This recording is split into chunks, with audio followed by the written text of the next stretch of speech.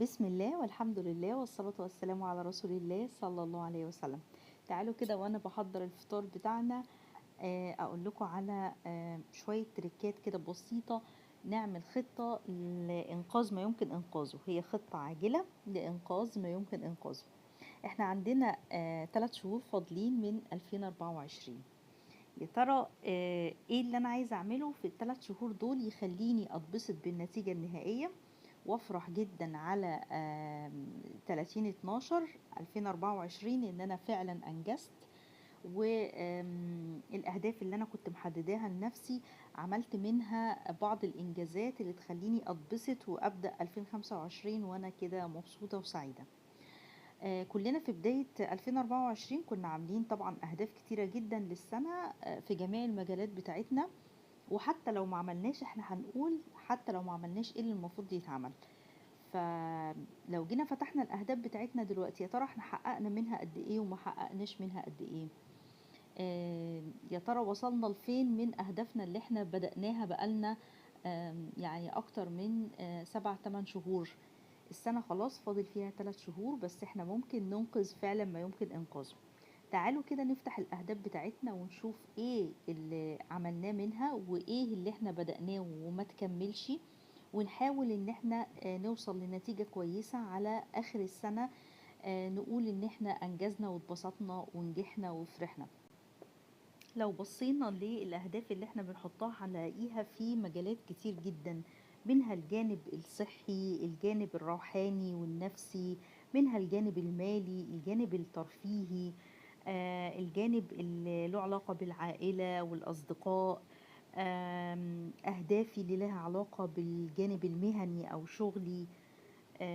الجانب الصحي اخباره ايه؟ فتعالوا نفتح مجال مجال كده ونشوف ايه اللي احنا انجزناه فيه وايه اللي احنا ما انجزناهوش.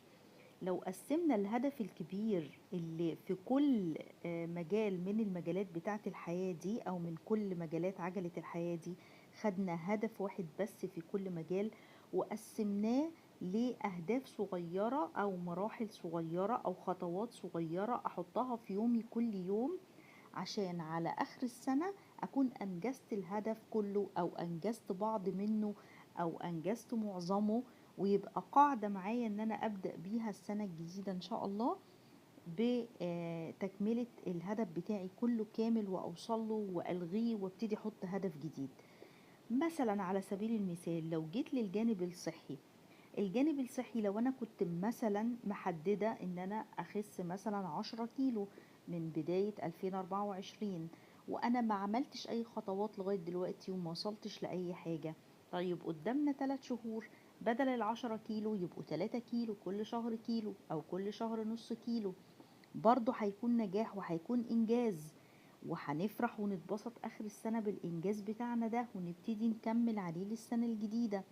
لو انا كنت حاطه في هدفي ان انا العب رياضه وما قدرتش التحق بجيم او ما قدرتش انزل امشي، فانا ممكن الجا للانترنت لبرامج لعب الرياضه في الانترنت، ان انا اشغل مثلا ان انا امشي في البيت او العب بعض الايروبكس في البيت وانا قاعده، فده هيساعدني ان انا انزل.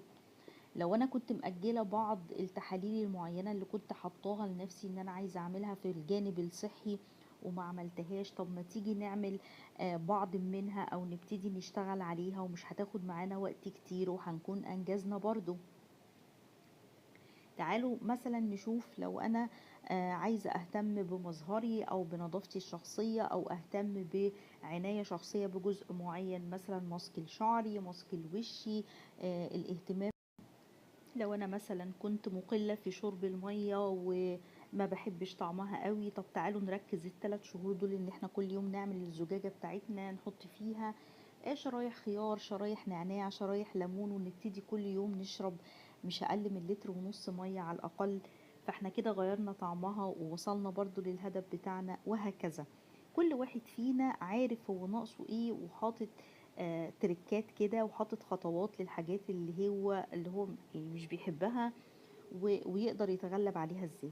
لو انا جيت للجانب المهني مثلا على سبيل المثال وكنت حاطه ان انا المفروض اخد كورسات والمفروض ان انا اوصل لليفل معين مثلا في كورس معين خاص بلغة معينة او ما الى ذلك، طيب ما تيجوا في الثلاث شهور دول نحاول نبدأ كورس، حتى لو ما كملش فاحنا نكمله في السنة اللي بعدها. تعالوا نبدأ نتحول من ليفل لليفل في مستوى اللغة بتاعتنا، برضه هنتبسط بالنتيجة.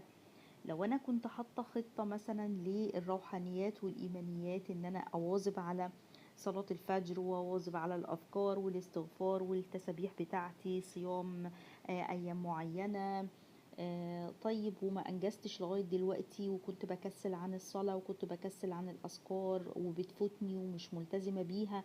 طب ما تيجي نبدأ في الثلاث شهور دول ان احنا نبتدي نلتزم بصلاة الفجر، ونبتدي نلتزم بأذكارنا وبالورد اليومي بتاعنا، ويبقى هو ده الجانب الروحاني بتاعنا. طيب ولو احنا ما عملناش عمل خير طول السنة وفاضل على السنة خلاص 3 شهور، طب ما يلا بينا نعمل صدقة، نعمل زكاة مال، نعمل زكاة أي نوع من أنواع الزكاة، إطعام مسكين أو إطعام الطعام، زيارة الأقارب وتبقى صلة أرحام. تعالوا نشتغل على الحاجات دي كلها، لو تتكتب وتتعمل خطة ونبدأ نشتغل عليها هتكون أساس سليم جدا للسنة اللي وراها، وهيكون إنجاز للسنة اللي احنا فيها. لو احنا لغاية دلوقتي ما اهتمتش بالجانب الترفيهي، طيب يلا نرتب خروجات مع العائلة، حتى ولو بأبسط الإمكانيات. أسافر في أي مكان قريب، أطلع في حديقة قريبة، حتى لو هرتب يبقى الجانب الترفيهي أنا أقدر أعمل فيه خطوات بسيطة بإمكانياتي البسيطة، وأعمل قعدة كويسة، خروجة كويسة في وسط عيلتي، بدون ما أكلف نفسي وبالإمكانيات المتاحة لدي. لو أنا مثلا في الجانب المالي كنت محددة تارجت معين إن أنا أعمله وما قدرتش أوصل لأي حاجة دلوقتي، طب ما احنا قدامنا 3 شهور، ممكن نعمل ادخار يومي أو حصالة يومية كده للطوارئ، نحط فيها مبلغ معين، وفي خلال ال3 شهور هننجز ونعمل حاجة معينة. لو انا مثلا جيت لجانب مثلا العادات بتاعتي اللي انا عايزة اغيرها، مثلا ان انا اصحى بدري، ان انا انام بدري، ان انا اكل اكل صحي، طب ما تيجي نغير العادات بتاعتنا في ال3 شهور دول ويبقى اساس سليم للسنة اللي بعد كده. في إمكاننا إن احنا ننجز بعض يعني من أهدافنا، ونبتدي ننقذ ما يمكن إنقاذه في بقية ال3 شهور اللي فاضلين من السنة. لو أنا مثلا كنت حاطة أهداف معينة لبيتي، من مشتريات مثلا، من نواقص للبيت، من مثلا إعادة ديكور البيت أو كده، وما عملتش أي حاجة وما أنجزتش أي حاجة، ما تيجي كل يوم نمسك درج معين، نمسك دولاب معين، نمسك ركن كورنر معين في البيت ونبتدي نشتغل عليه، هنوصل لنتيجة كويسة جدا، وهنتبسط في خلال ال3 شهور الجايين ان احنا غيرنا من بيتنا، وغيرنا من ديكور، وغيرنا من نظافته، وانجزنا فيه انجاز كبير. اذا بامكاني ان انا اخد هدف من كل مجالات انا كنت محدداها في حياتي، وابتدي اشتغل عليه وانجز منه، واقسمه لاهداف تانية صغيرة اقدر احققها، عشان ما اصابش بالاحباط، وعشان في نفس الوقت يبقى حافز ليا ان انا استمر واكمل وانجز كل اللي انا عايزه انجزه. يا رب اكون اديتكم افكار كويسه لل3 شهور اللي فاضلين من العام. اتمنى لكم ان شاء الله تخطيط جيد، واعرفوا ان لم تخططي لنفسك فانت من ضمن خطط الاخرين ليكي. لازم نطفي كل انواع الشوشره اللي حوالينا، كل انواع المشتتات اللي بتعطلنا عن الهدف بتاعنا وعن انجازه. يا ريت نتخلص من المشتتات دي، ويا ريت نركز ال3 شهور اللي فاضلين من حياتنا، لان ربنا بيقول عليكم انفسكم، فاحنا احنا ايه، احنا الاول، احنا الاولويه قبل كل المشتتات وقبل كل الناس اللي حوالينا. شوفي ايه اللي ناقص بيتك وناقص حياتك، ناقص اولادك، ناقص ذاتك. اشتغلي على نفسك في كل مجالات الحياه، وان شاء الله هتحققي نتيجه كويسه جدا، وهتنجزي ولو انجازات صغيره، احسن من مفيش خالص، واحسن من التسويف، واحسن من الكسل. فخلونا مع بعض نبتدي ننجز في ال3 شهور دول، ونعمل الخطة العاجلة بتاعتنا بالورقة والقلم ونخطط. وأتمنى لكم التوفيق في حياتكم يا رب، وأشوفكم في حلقة جديدة بإذن الله، وفيديو جديد وأفكار جديدة.